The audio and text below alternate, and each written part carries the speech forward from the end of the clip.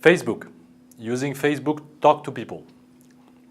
This module will cover the use of Facebook to talk to people.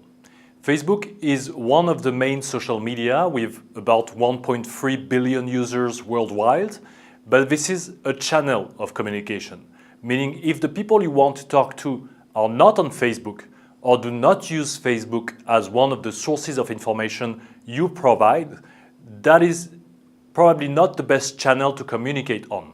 This is not because Facebook exists that we need to use it immediately. So we will see the notion of channels in this module, as well as a number of practical ways of using Facebook, and by the end of it, advertising on Facebook, which is by itself a specific skill. I hope you will discover new techniques, and you will probably also have questions out of that you can ask us so that we can come back with the most practical and operational information to you. Social media are channels of communication, and we will cover in this module 3 categories of media called the owned, paid or earned media. You will understand the difference between the 3 and how you can use Facebook to actually navigate between these 3 categories of media. If you're not familiar with the word channels, you will understand it much better, but think about it as a bridge between you and the people you want to talk to. It is a physical channel. How do I talk to someone? I need something to carry my message on, and this is what a channel is. Social medias are channels, so let's see how we can use them.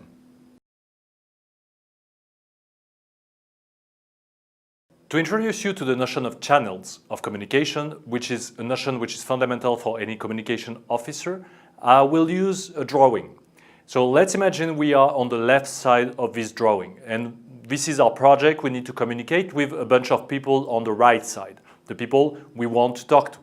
There is a first way we can do that is try to reach these people directly, which means we will create a website, for instance, or your Facebook page, and try to aggregate people over time so that they know they can find something of interest on your website. This is called owned media. Owned media because this is your owned media channel. When you will think about media in the future, if you want to replace media by attention, you will see that it works as well. So owned attention is what I get by talking to people. Now there is a second, much more powerful type of media or attention, which is paid media. When I want to touch many people at the same time and they do not know yet my website, I can pay for attention. I will probably put an advertising on Facebook, I will put an advertising on a newspaper, and suddenly contact many more people because these people already are on Facebook or already are following newspapers. So in that case, I purchase their attention and I'm in a paid media relationship. Finally, there is a third category of media or third category of attention called earned media. Let's say you're trying to talk to a lot of people and you start by talking very well to a journalist. What you expect from that journalist is to transfer your story back to all the readers of this newspaper. Or if you're talking to a TV channel, you want a TV show where your content is featured. Because this TV show already probably have 100,000 or 1 million viewers every day. And what you want is that all these people are captured and interested in your story. So when you are trying to talk to a journalist so that journalists can expose more people to your content, you are in earned media because you're trying to earning the attention of people thanks to this journalist. If you think about this drawing very much, you will see that most of your efforts are usually done in owned media. You do not necessarily pay for attention and you do not necessarily manage to convince journalists to report on your topics. Eventually, if you do manage to convince journalists, remember, you would be in an earned media relationship. Facebook is first and foremost owned media. When Facebook started, the whole promise of Facebook was if you create your Facebook page, people will come to your content and like a blog, you would aggregate a lot of viewers and readers over time. So you were in an owned media relationship. But the more Facebook progressed, the more it became a paid media. Because you had one thing with Facebook, growing number of users, but also growing number of pages and people who wanted to sell their products, sell their ideas. If you're running a project, sell information about your project. So the more people were there trying to grab the attention of people, and the more there was competition. So Facebook decided to decrease step by step the number of people who would find your page in their newsfeed while they're scrolling on Facebook, so that advertisers would have to pay in order to expose more people to the content. This is a classic thing with every social media. They start with a lot of free attention, and then they move to a paying model where advertisers start to purchase the attention. Finally, earned media in the middle, you will see in Facebook, we associate that with the concept of organic reach, which means every single time someone likes something on your page or share that content or comment, Facebook consider that this person is validating your content and expose more of his own friends to what you've done. So you are earning the attention of other people thanks to your great content. Let's dig into the three types of media and in their formal definition. Owned media means when you create your own media space for your own content. When you create your website, this is what happens. This is a place where you can say whatever you want. No one is controlling that space, and you want people to visit your website. If it is your own Facebook page, we have the exact same relationship, or your own Facebook event, or your own Facebook group. If you have Twitter, that's the very same thing. You expect people to find it and stay, come back, and consume your content. On Facebook, most of the relationship you keep is a like on your page, which means someone was impressed enough by your content, so he gave his like, and then will receive more of your content over time. But Facebook, as I said, is mostly a paid media. And paid media means when we pay to use the community of someone else's owned media. What Facebook did over time is aggregate 1.2 billion users worldwide. And they are very, very knowledgeable about these people. They aggregate a lot of data and they know exactly what people like or dislike. And they resell this knowledge and attention, the possibility of posting something in the newsfeed of someone in exchange of money. This is what an advertising network do. This is also what a newspaper would do. When you want to attract more people to your content, expose them in the first place, you usually need to pay to attract more people faster. And this is why most of the business of newspapers, of TV channels, is based on advertising. Facebook is no exception and is actually one of the most powerful advertising networks in the world with Google. When you look at the revenues of Facebook on a graph, you see that all the dark blue on the graph is concerning the revenues generated by Facebook in selling advertising space, selling attention. So there's no confusion to have. Facebook might give us a great service for free, but this is first and foremost an advertising network. Paid media is also really well described when you think about radio. I took what we call the rate card of the most listened to radio in France, which has 6.5 million listeners per day. If you wanted to talk to people who are listening to the radio in the morning, 5 o'clock in the morning on a Monday, you would pay 700 euros to push a spot of 30 seconds on radio to all the people listening to the radio at that moment. What would happen if you were doing the exact same thing, but that time at 7 o'clock in the morning? Or at 7:30 if you look at the rate card. You would climb at up to 15,000 euros for the exact same spot, which means more than 20 times more expensive. Why would be the reason? Between 5 o'clock and 7:30, which is only 2 hours and 30 minutes of difference, why would the price be multiplied by 20? Well, if you think about it, at 5 o'clock in the morning, there's not that many people listening to the radio. But as well, the type of people who listen to the radio are probably not people who have the highest income in society. They are not going to their work in a bank or an office, because at 5 o'clock, people working are pretty in manual type of work. So lower income, and in that case, less people means cheaper prices in the very early morning. But now let's make it a little bit funnier. Look at 7:30 on a Monday, 15,000 euros for a 30-second spot. Look at it on Friday. Friday we climb at 20,000 euros for the exact same spot. Why? How could it be? What happened on a Friday? We are pretty excited that the weekend comes. We are probably in the most happy day of the entire week.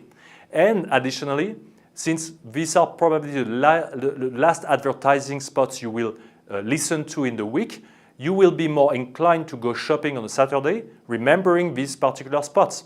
And a radio knows it really well.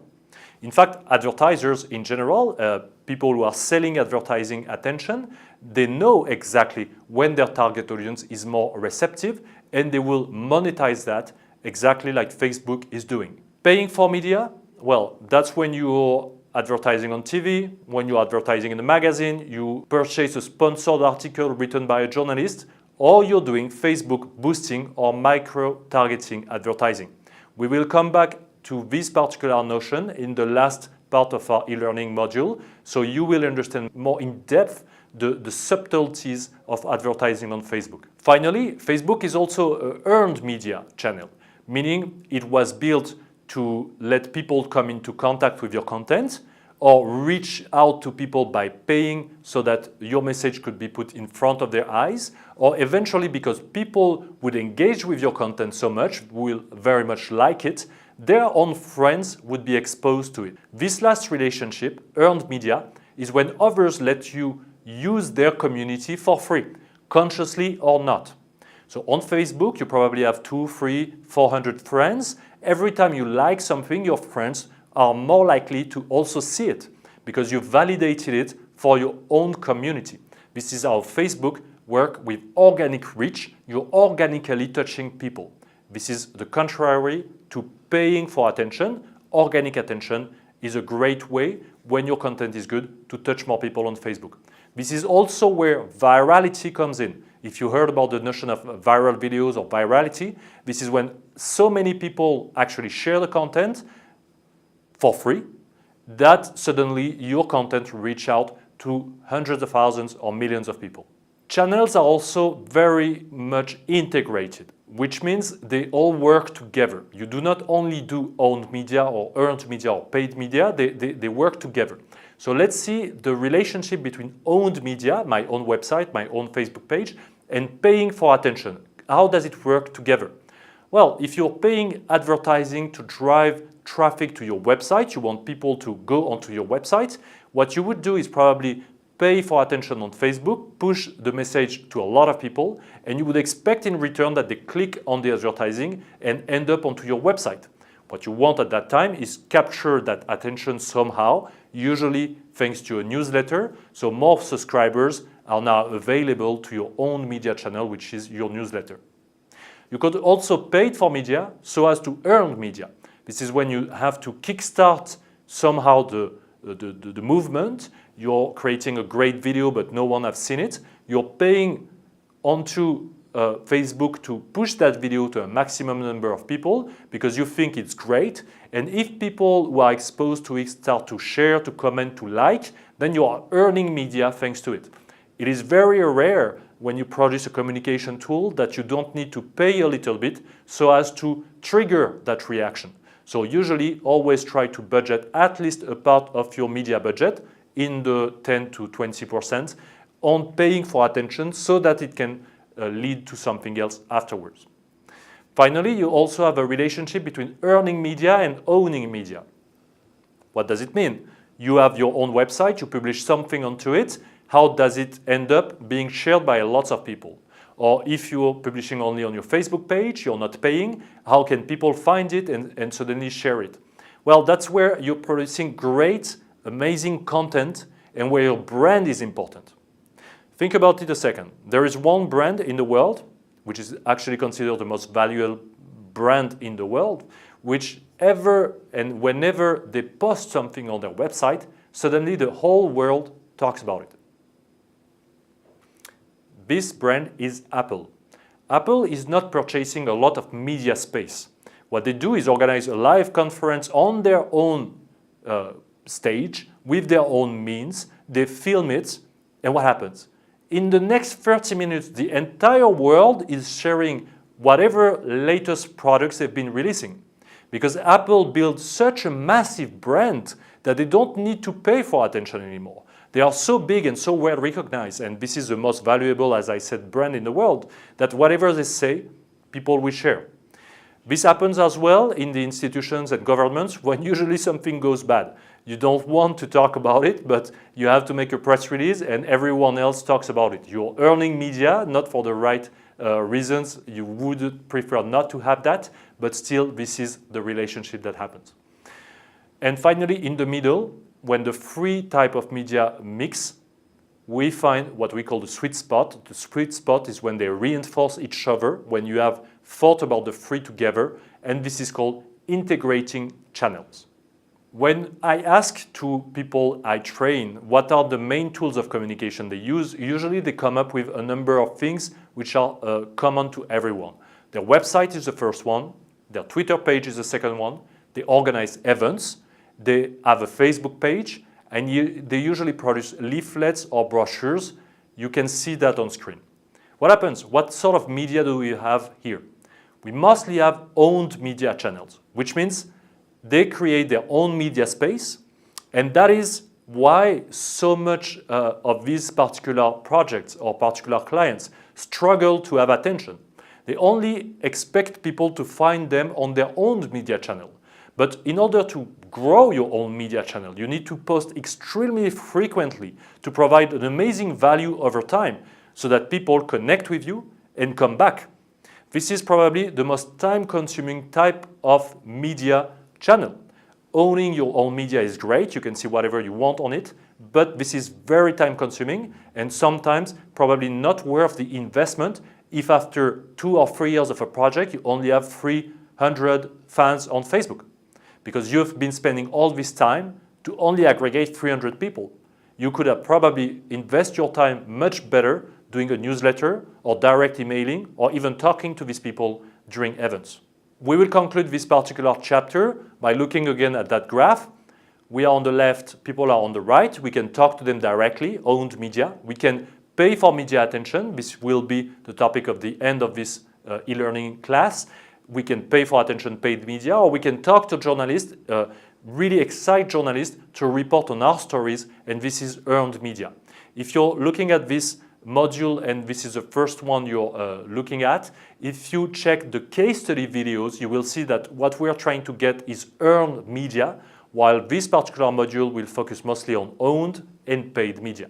I would like to conclude with one thing that most people do not understand when they talk about virality. Virality is not something that happens because people love your content and start to spread it. It happens because some journalists pick up the story and expose so many people at the same time about that particular topic that then you get virality. You need a larger vector of virality. So in 2012, scientists at Yahoo were studying how content spreads on platforms like Twitter. And what they found is that 90% of tweets never get shared at all. So 9 tweets out of 10 just disappear in the abyss of the internet.